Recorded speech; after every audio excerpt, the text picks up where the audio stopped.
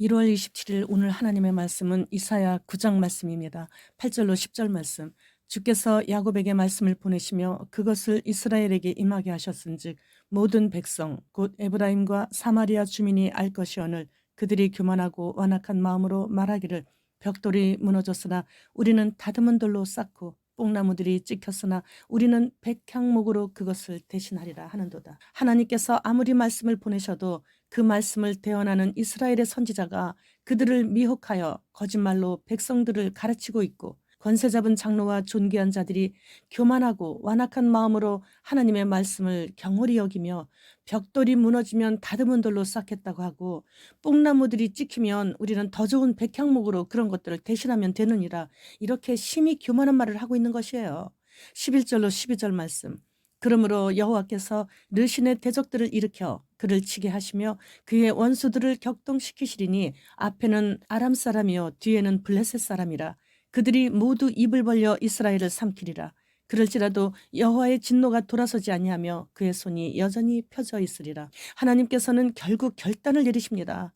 한때 이스라엘의 동맹국이었던 아람 왕의 르신을 대적했던 아수르를 통해 북이스라엘의 교만과 불신앙에 대하여 심판하시겠다는 말씀이죠. 15절로 16절 말씀. 그 머리는 곧 장로와 존귀한 자요 그 꼬리는 곧 거짓말을 가르치는 선지자라. 백성을 인도하는 자가 그들을 미혹하니 인도를 받는 자들이 멸망을 당하는도다. 이스라엘의 선지자들의 미혹과 존귀한 자들인 권세자들의 타락으로 인해 백성들까지도 다 타락하게 되어 무엇이 옳은지 그른지를 분별을 못하게 됨으로 인해 백성들을 인도하는 자, 즉 선지자를 꼴이라고 말씀하시는 거예요. 그리고 백성들이 그 일로 인해서 다 멸망을 당한다라는 무서운 말씀이시죠. 잘못 가르치고 잘못 인도하는 자 때문에. 19절로 21절 말씀. 만군의 여호와의 진노로 말미암아 이 땅이 불타리니 백성은 불의 섭과 같을 것이라. 사람이 자기의 형제를 아끼지 아니하며 오른쪽으로 움킬지라도 줄이고 왼쪽으로 먹을지라도 배부르지 못하여 각각 자기 팔의 고기를 먹을 것이며 므낫세는 에브라임을 에브라임은 므낫세를 먹을 것이요 또 그들이 합하여 유다를 치리라. 그럴지라도 여호와의 진노가 돌아서지 아니하며 그의 손이 여전히 펴져 있으리라. 므낫세와 에브라임은 요셉의 아들들입니다. 그런데 형제인 므낫세는 에브라임을 칠 것이고 또 형제인 에브라임은 므낫세를 치며 내란으로 인한 동족 상잔의 비극이 곧 올 것이라는 것을 경고하시는 거예요. 동족끼리 전쟁으로 서로 물고 뜯게 되어 국력이 약화되게 되고 그 틈을 노린 아수르가 북이스라엘을 완전 멸망시키게 되는 것이죠. 이스라엘의 역사를 보면서 과거 우리나라의 역사와 너무도 똑같은 것을 보게 되었습니다. 나라의 왕이나 신하들이 당을 짓고 서로 물고 뜯으며 당파 싸움만 하느라고 백성들은 늘 보릿고개를 넘어야 하는 어려움을 해마다 겪어야 했고 그러면서 불교를 국교로 삼으며 얼마나 우상을 섬겼었는지 결국 하나님의 심판이 이 땅에 임하셨고 일본의 침략을 통해 36년간이나 참으로 그 종속된 삶을 살았고 우리나라 말도 잊어버리고 성도 계명을 해야 되는 그런 고통 속에 살았지만 이제 겨우 독립을 했습니다. 그리고 나서 바로 또 6.25 전쟁으로 므낫세와 에브라임과 같이 동족 상잔의 비극으로 얼마나 큰 고통을 겪었습니까?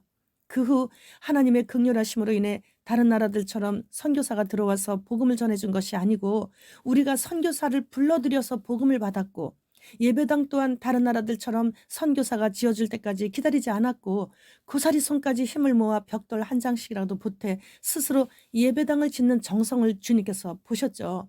그래서 전 세계 유례가 없을 정도로 급속한 경제 성장을 시켜주셨는데 배부르고 등 따뜻하게 되자 얼마 지나지 않았는데도 그 지난날의 보릿고개 잊어버리고 그리고 하나님의 말씀을 전달해주는 주의 종들이 타락을 하기 시작하면서 불신자들에게까지 존경받았던 목회자들의 종교 통합을 끌어들이면서부터 믿는 자들도 타락하게 되고 먹사라는 소리까지 들어가면서 이제 또다시 동족 상잔의 시간이 우리들 코앞에까지 다가오게 된 것입니다.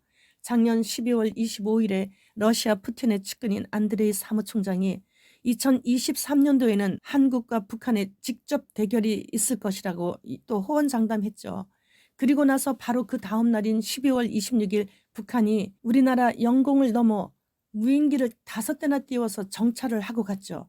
그중 한 대는 서울 북부 상공까지 침범했다고 합니다.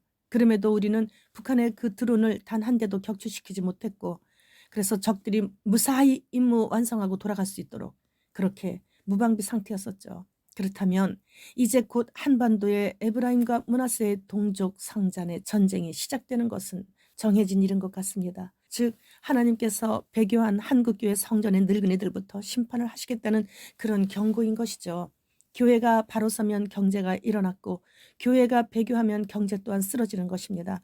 지금까지 우리나라의 모습이었습니다. 이제 우리는 하나님의 진노의 잔을 마실 준비를 해야 합니다. 누구를 쳐다볼 것도 없습니다. 나부터 회개해야 하는 것이죠. 그러나 나부터 아직 준비가 너무도 안 돼 있음을 스스로 보면서 자책만 하고 있는 것이에요. 그러나 그렇게 자책만 하고 있을 수는 없습니다. 지금은 일어서야 합니다. 주님을 따라가다가 잠시 한눈을 팔았어도 주님 가신 길을 다시 찾아 돌아가야 합니다.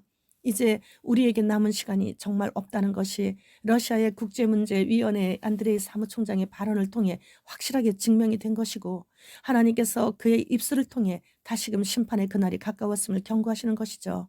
주님 곧 오신다고 굳세게 오늘도 마라나타를 외치면서 하루를 시작하고 있지만, 그러나 주님 이 죄인 중에 괴수를 용서하여 주시옵소서, 회개합니다라고 시작하며 주님 오늘도 다시 회개합니다. 그리고 주님 어서 오시옵소서, 마라나타.